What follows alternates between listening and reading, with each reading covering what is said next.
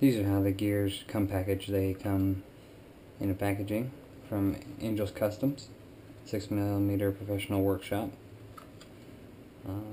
They are high-speed 14-to-1 gears. So we're going to put these in.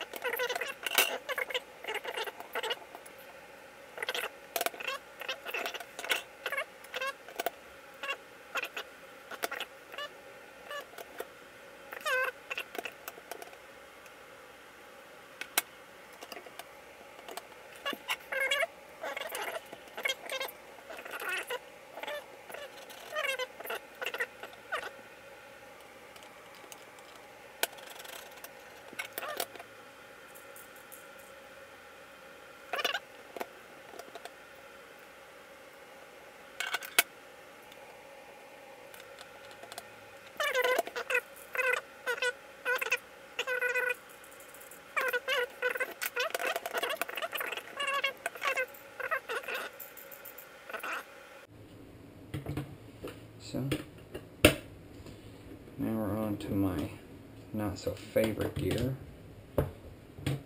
It's the pinion gear, basically what's between your motor and the rest of your gears.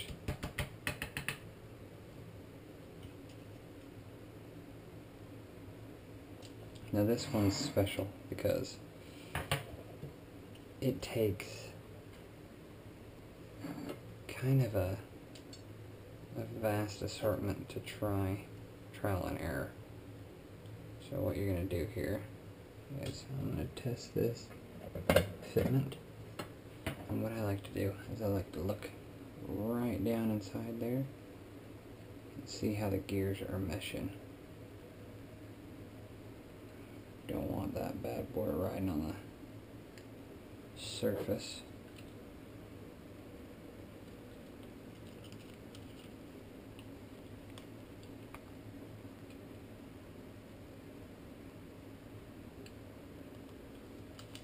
So that should be good. That's good for that adjustment.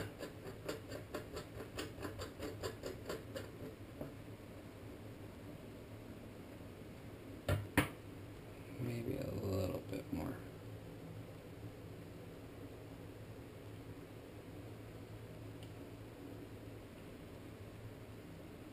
And what you can do to help you out with this is you can take a little bit of grease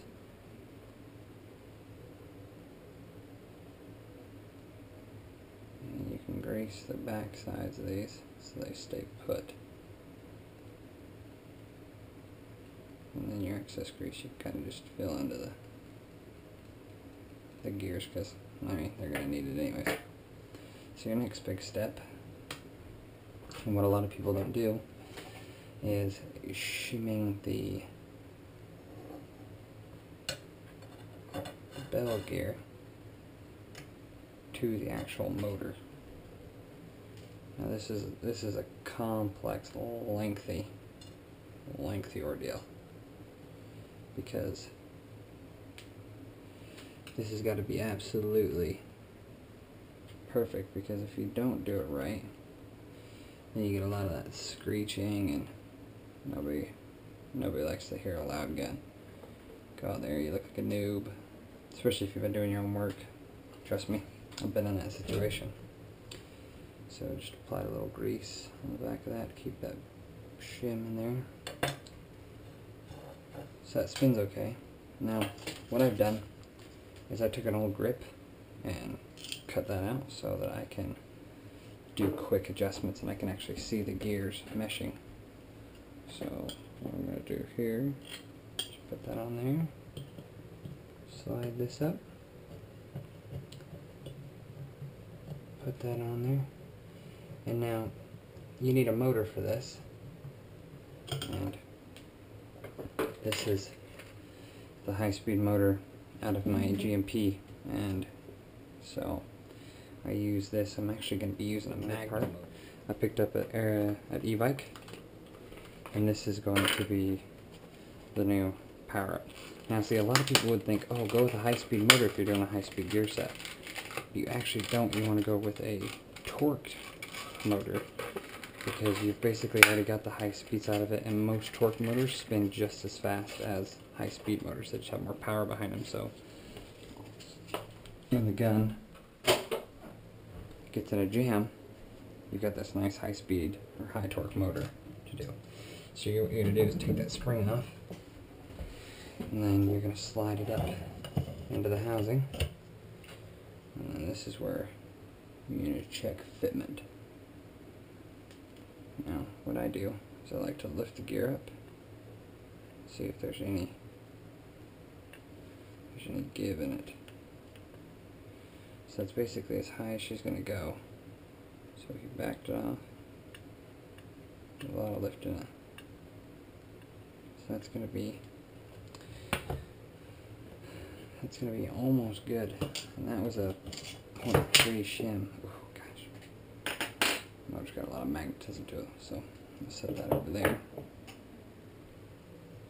So now we can take this off, flip this over, set it like this.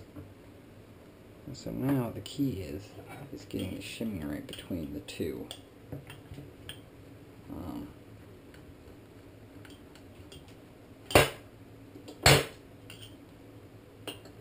As long as you've got the shimming between the gears set, you can snug this bad boy down. So now that you're checking the bottom gear, you use the bottom holes. You set that in there. Set that in there. Nice and snug. See how good that spins? I don't know if you can.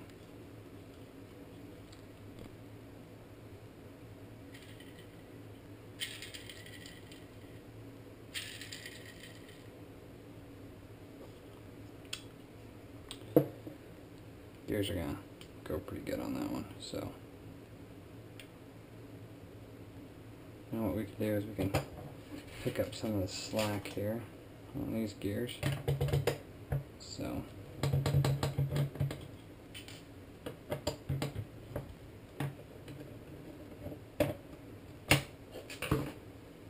basically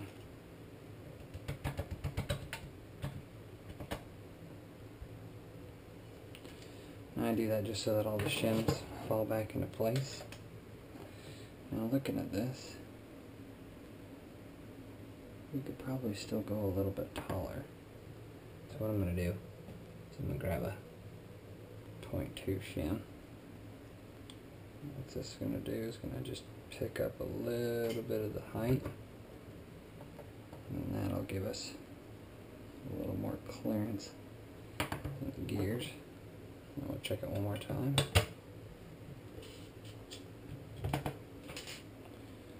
No.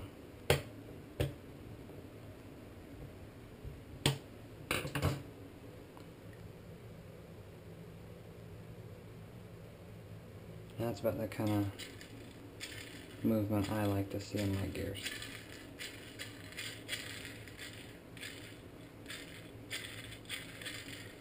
So now that you've got that, that's about the rest of the gearbox. So I'm going to finish putting this thing back together. I mean, everybody here should know how to put a gearbox together. This is a shimming tutorial, so I am not going to bore you with how to put a whole gearbox back together. Make sure when you're taking things apart that your shims are going back exactly where they were, because obviously if you don't, then you're going to have a big set of problems. So I'll put this back together and then we'll do some test fires. Alright.